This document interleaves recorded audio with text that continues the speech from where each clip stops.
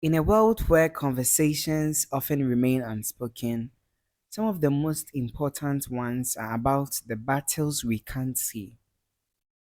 Welcome, listeners, to another episode of the Sered Podcast, where we dive deep into topics that matter. Today, we are touching on something that impacts us all, yet is often left in the shadows: mental health.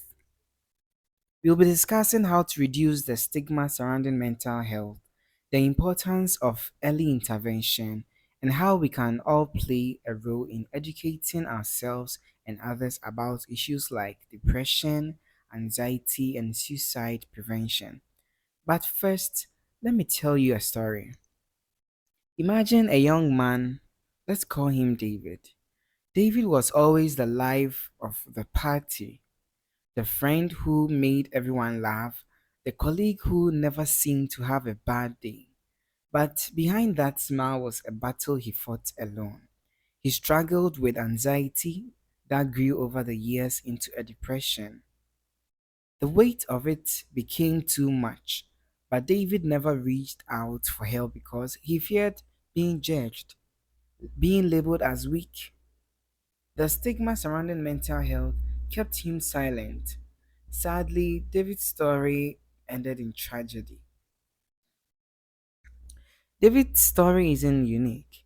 It's a harsh reminder that mental health is just as important as physical health, and we need to be talking about it.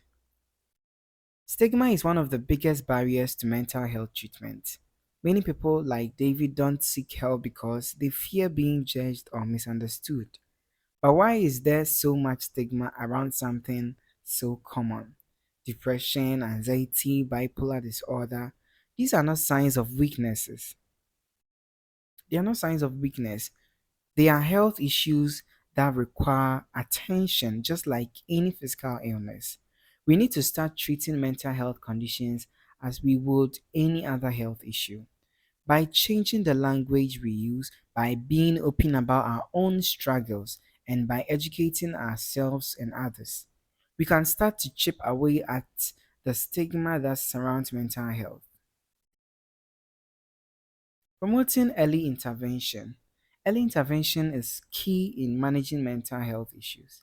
The sooner we recognize the signs of a mental health condition, the better the chances of recovery. But this requires awareness. It's crucial to educate ourselves on the warning signs: persistent sadness, withdrawal from social activities, changes in sleeping or eating habits, and more. It's also important to have open conversations with those we care about.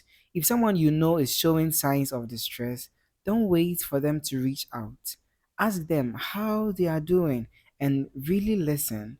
Sometimes knowing that someone cares is the first step to recovery. Third, educating the public. Education is our most powerful tool in the fight against mental health stigma. The more we know, the better equipped we are to support those around us.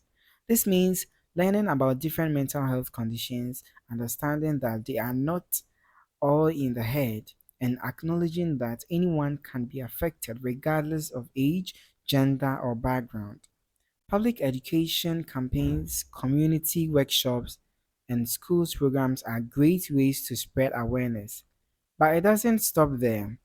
We need to take what we learn and share it at the dinner table, in our workplaces, and social media.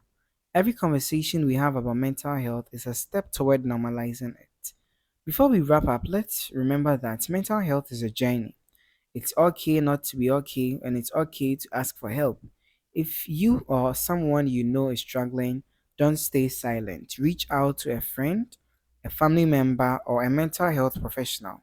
Your mental health is just as important as your physical health, and it deserves the same attention. Thank you for joining me on the Sarid podcast. Remember, breaking the silence is the first step to healing. Together, we can create a world where mental health is a priority and where no one has to suffer in silence. Stay strong, stay informed, and take care of yourself and those around you. Until next time, this is Sir Eric. Signing off. Bye.